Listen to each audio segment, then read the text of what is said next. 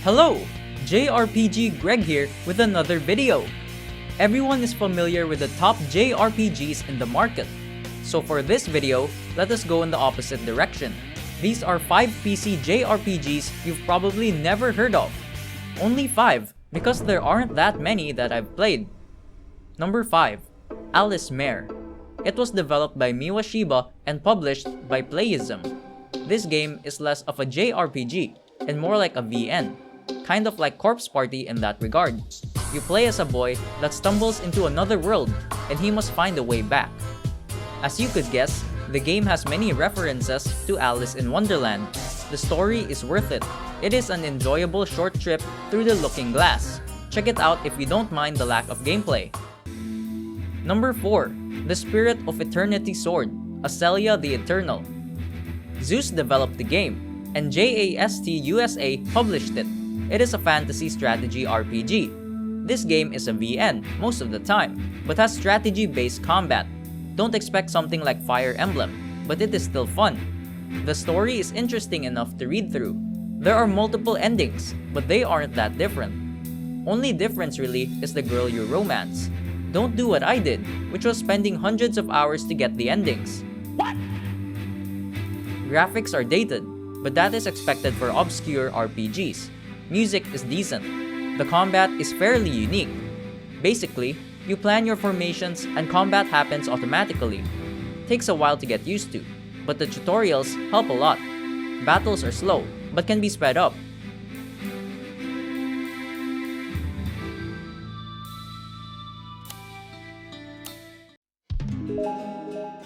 Number 3. Zanadu next. As you'll find out in future videos, Nihon Falcom is my favorite game development company, so you bet their work would be mentioned here. Most of their work is shrouded in obscurity. Anyway, Xseed published this gem. You're a knight accompanied by a girl that decides to investigate Harlech Island. Pretty soon, you get mortally wounded and are saved by a priestess. The journey ahead is harsh. Anyway, there's a lot to say, but I'll keep it short. Unfortunately, the gameplay is not the best. Movement is quite awkward and combat is pretty slow. It is a dungeon crawler with annoying mechanics. There are so many locked doors in the game, so you have to keep buying keys from the merchant. Equipment and leveling kind of works like Dark Souls, so managing resources is important. Since the gameplay is lacking, how about the story? I really fell in love with it. The setting was quite intriguing, and the music added to that.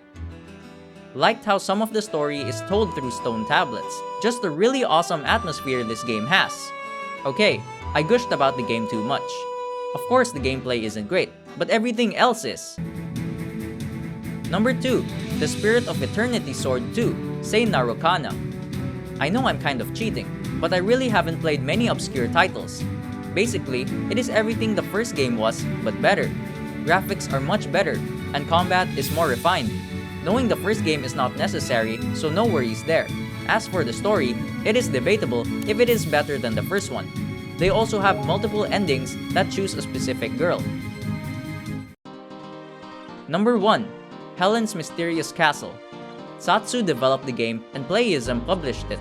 This cute little RPG is a really unique experience. There isn't much story in the beginning, but it gets better. Characters are charming throughout the game. The battle system is very unique.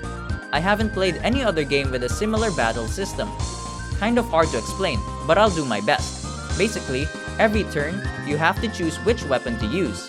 Every weapon has a weight value, so you can't act until that value counts down to 0. This applies to the enemy too. Shields are an exception. You act first, but you have to wait until it gets to 0 to move again. It was fun to use a variety of weapons to defeat the enemies. Regular weapons, magic, and shields are available. Since the game is short, there is high replay value to experiment with different setups. Music is also really good. Graphics are nostalgic too. In my opinion, it is a treat to play this. Well, there you have it. These are 5 obscure JRPGs. Some honorable mentions. Zwei. Didn't put this in because I haven't finished it. Same goes for Gurumin. Lost Dimension was one I considered.